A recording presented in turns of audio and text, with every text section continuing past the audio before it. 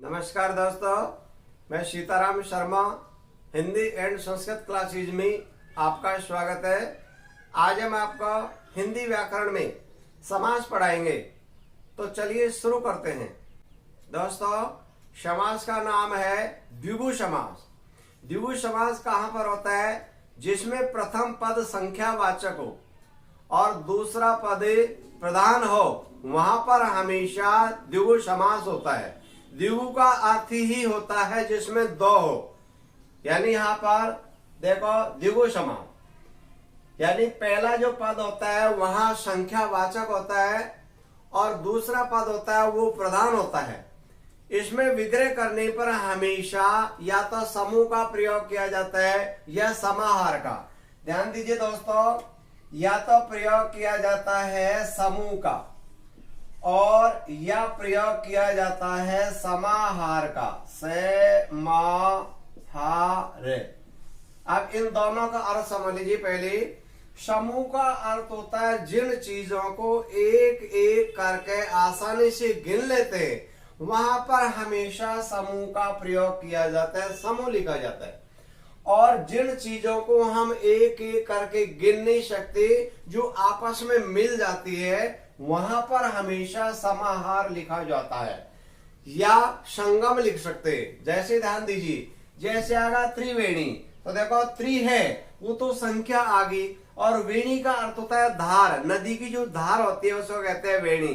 तो यहाँ पर दूसरा पद है वो प्रधान हो गया, तो यहाँ पर तीन वेणियों का संगम लिख दो या तीन वेणियों का समाहार, क्योंकि तीन नदियों की जो धारा वो जो बह रही है, पानी आ रहा है, वो आपस में मिल जाता है, उसको अलग नहीं कर सकते, इसलिए वहां पर या तो संगम लिखा जाता है या समाहार का प्रयोग किया जाता है। जैसे आएगा त्रिफला, तो तीन तो आ गया पर संख्यावाचक आ गया, और फलों के बारे में कहा गया है, तो फल है वो यानी दूसरा पद प्रधान है। भाई कितने फल है? भाई तीन फलों का समाहार है, यानी जो तीन फलों को कूट करके और जो चूर्ण बना लिया जाता है, जैसे हेड़े बेड़े आंवला, तो यानी वो आपस में मिल जाते, तो उनको अलग नहीं कर सकते। जैसे दोस्तों आ जाता है च्यवनप्राश, तो जो प्रास शब्द है वो है यानी दूसरा पद प्रधान है। भाई कितने जड़ी बूटियों का मिश्रण है? भाई च्यवन, इसलिए इसका नाम होता है च्यवनप्राश, क्योंकि च्यवन तरह की जड़ी बूटियों का मिश्रण होता है। तो यानी वो क्या होगा, वहां समाहार का प्रयोग किया जाता है। जैसे आ जाता है चौराहा, यानी चौ हो गया यानी चार, राह का अर्थ होता है रास्ता, तो दूसरा पद है राह है, वो हो गया प्रधान। यहाँ पर देखो वेणी शब्द वो प्रधान हो गया, यहाँ पर फल प्रधान हो गया, यहाँ पर राह यानी रास्ता हो गया। तो चार राहों का समूह, क्योंकि जो चार राह से उनको एक एक करके अलग अलग गिन लेते हैं, तो जो गिनी जाती है वो लिख दिया समूह का प्रयोग, और जो गिनी नहीं जा सकती वहां लिखते हैं समाहार का प्रयोग किया जाता है। जैसे आगे वाला उदाहरण है पंचतंत्र, जो तंत्र शब्द है वो है द्वितीय पद प्रधान है। भाई कितने तंत्र है? भाई पांच तंत्र है, तो हो गया पांच तंत्रों का समूह, इसलिए यहाँ पर उनको एक एक करके आसानी से गिन लेते हैं। जैसे आ जाता है शताब्दी, तो अब्द का अर्थ होता है वर्ष। भाई कितने वर्ष है? 100 वर्षों का समूह, तो ये क्या होगा, समूह का प्रयोग, एक एक वर्ष को आसानी से गिना जाता है, तो इसलिए यहाँ पर दूसरा पद प्रधान होगा। इसका विच्छेद हो जाएगा शतधन अब्द, अब्द का अर्थ होता है वर्ष। भाई कितने वर्ष है? भाई 100 वर्षों का समूह। अब आगे वाला उदाहरण है द्विगु, देखो यहाँ पर जो गु शब्द है वो उसका अर्थ होता है गाय, यानी दूसरा पद प्रधान है, द्वि यानी दो, तो दो गायों का समूह, क्योंकि जो गाय है वो अलग अलग खड़ी है, तो उनको आराम से गिन लेते हैं। ये समाहार का प्रयोग कर देंगे तो बिल्कुल गलत हो जाता है। आगे वाला उदाहरण है चौपड़, भाई देखो यहाँ पर आगा पढ़, यानी पढ़ का अर्थ होता है राशि, यानी चार फड़ों का समूह, जो फड़ यानी अलग अलग बांट दी जाती है, वो हो गया, जगह जगह लिख जाए भाई चौपड़ है।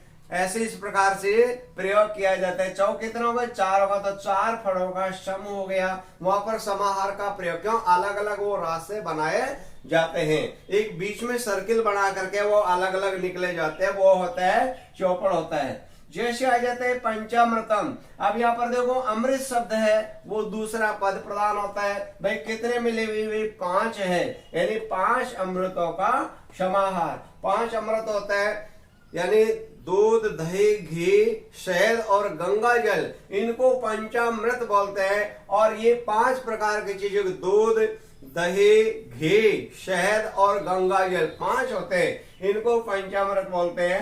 ये कंपटीशन एग्जाम में भी पूछा जा सकता है, पंचामृत में कौन कौन सी चीज होती है। तो ये 5 चीज होती है, यानी 5 अमृतों का समाहार। देखो ये आपस में मिली हुई है, अब उनको अलग नहीं कर सकते, इसलिए समाहार का प्रयोग किया जाता है। लेकिन अलग अलग होते तो वहां समूह लिखा जाता।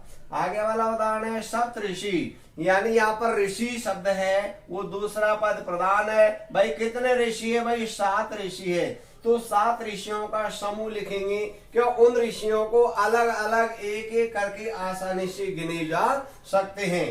तो यानी जहां पर अलग अलग गिन लिए तो वहां हमेशा समूह का प्रयोग किया जाता है। पहला पद होगा संख्या, दूसरा वाला होगा नवरात्रा, यानी नव शब्द है वो प्रथम पद है, और रात्रि है वो द्वितीय पद है। तो किसके बारे में बताएगा? भाई रात के बारे में बताएगा। तो रात्रि जो शब्द है वो हमेशा द्वितीय पद प्रधान है। तो इसलिए यहाँ पर विग्रह क्या होगा? नवरात्रियों का समूह होगा।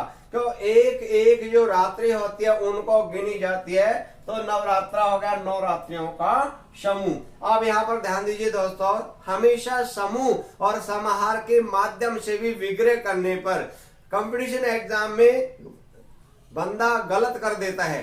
तो उसका आपको ये ध्यान देना, अगर जो भी बात के बारे में बताई गई, जो संख्यावाचक शब्द की आगे जो शब्द है, वो शब्द में ऐसी कौन सी चीज है जो मिली हुई है या उनको एक एक करके गिनी जा सकती है। अगर गिनी जा सकती है तो वहां पर हमेशा आप समूह का प्रयोग कर दीजिए। और अगर मान लीजिए गिनने में नहीं आ रही है तो वहां पर हमेशा समाहार का प्रयोग किया जाता है। इन छोटी छोटी बातों में भी कंपटीशन एग्जाम में व्यक्ति अशुद्ध कर देता है और वो माइनस में चला जाता है।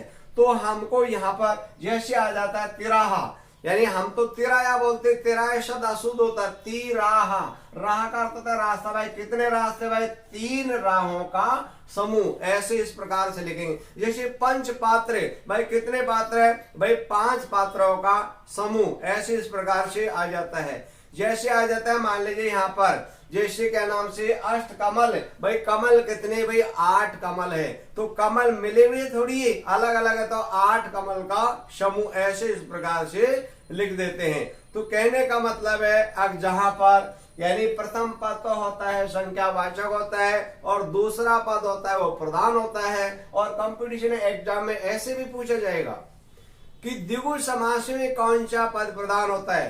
तो सीधी सी बात है कि द्विगु समास में हमेशा द्वितीय पद प्रधान होता है। और जो पहली वाली जो संख्या होती है, प्रधान शब्द से पहले जो भी अंक लिखा रहता है वो संख्या होती है। यहाँ पर 3 है, यहाँ पर 3 है, ये भी 3 है, ये 4 है, ये 5 है, ये 7 यानी 100 है, यानी 2 है, ये 4 है, ये यानी 5 है, ये 7 है और ये 9 है। देख लो, पहला पद होता है संख्या और दूसरा संख्या के आगे जो भी शब्द है उसकी प्रधानता के बारे में बताया जा रहा है। तो ऐसे इस प्रकार से याद रखेंगे तो किसी प्रकार का कोई गलती नहीं होती। कहने का मतलब द्विगु समास में प्रथम पद हमेशा संख्या आती है। दोस्तों एक बात और ध्यान देंगे, बहुब्री समास में भी संख्यावाचक शब्द आ जाते हैं और द्विगु समास में भी संख्यावाचक शब्द आ जाते हैं। तो आपको ये ध्यान देना, अगर पूरे संसार में एक का बोध होता है वहां आप हमेशा बहुब्री समास करेंगे। जैसे त्रिनेत्र आ जाता मान लीजिए, तो नेत्र के बारे में बताया गया, भाई 3 नेत्र है जिसके, तो यहाँ पर तीसरा पद प्रदान हो गया, इसलिए यहाँ पर द्विगु समास नहीं होगा, इसमें बहुब्री समास होगा। ऐसे इस प्रकार से क्यों विश्व प्रसिद्ध आ जाती है। भाई उसमें भी तो त्रियाई जैसे आ जाता है चतुर्भुज, भाई 4 भुजा है जिसकी, जिसका, जिसके, जिसके, वाला, वाले, वाले, ऐसे इस प्रकार से शब्दों का प्रयोग कर दिया जाता है। भाई संख्या आ गई लेकिन वह भुजाओं के बारे में बताया गया है। भाई 4 भुजा किसके? भाई विष्णु भगवान के हैं। तो पूरे संसार में एक का बोध होता है, वहां हमेशा बहुब्री होता है। लेकिन जो नॉर्मल संख्या आती है बहुत सारी रहती है वहां पर, जैसे पंच पात्र है, कोई से भी पात्र हम वो कर लेंगे, भाई कोई सा भी पात्र गिन लिए। जैसे त्रिवेणी है, कोई सी भी नदी की धारा हो सकती है, तीन फल कोई सी भी ले सकते, चौरा यानी पूरे संसार में पता नहीं कितने होंगे, पंचतंत्र कोई सा भी लिया जा सकता है, शताब्दी यानी हर डिपार्टमेंट के अलग अलग मनाई जाती है, बिजली विभाग की भी बनाई जाती है और बैंक की भी होती है, शिक्षा विभाग की भी होती है, रेलवे डिपार्टमेंट की भी होती है। कहने का मतलब सब अलग अलग होती है। तो ऐसे इस प्रकार से अगर प्रसिद्ध संख्या है तो हमेशा बहुब्री करेंगे, और जो नॉर्मल संख्या और उसके बाद जो दूसरा पद प्रधान होता है वहां हमेशा द्विगु समास किया जाता है। दोस्तों, अगर आपको ये वीडियो अच्छी लगी तो आप इसे लाइक करें तथा हमारे इस चैनल को सब्सक्राइब करें ताकि अगली वीडियो का नोटिफिकेशन आपको मिल सके। और इस टॉपिक में आपको किसी भी प्रकार की कोई प्रॉब्लम हो तो आप हमें कमेंट करके अवश्य बताएं। नई वीडियो के साथ फिर मिलते हैं। नमस्कार।